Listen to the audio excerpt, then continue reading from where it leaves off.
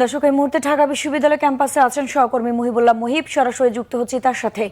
মুহিব, ঢাকা বিশ্ববিদ্যালয়ের ছাত্র রাজনীতি আপাতত বন্ধ, এ বিষয়ে শিক্ষার্থীদের প্রতিক্রিয়া জানাবেন।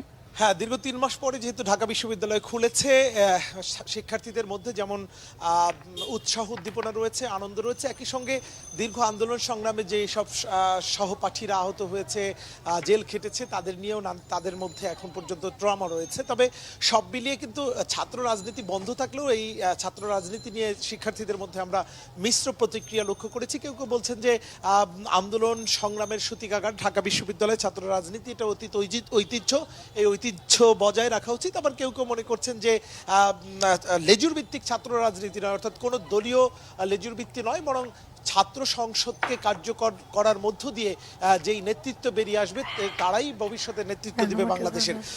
সেক্ষেত্রে এই দলীয় লেজুর ভিত্তিক রাজনীতিকে নিরুৎসাহিত করার জন্য কিন্তু শিক্ষার্থীদের বক্তব্য আমরা শুনেছি। তারা বলছেন যে দীর্ঘদিন ধরে হলগুলোতে শিক্ষার্থীদের মধ্যে চাপা আতঙ্ক কাজ করতো, তারা মুখ খুলে কথা বলতে পারতো না, তাদের স্বাধীনতা ছিল না।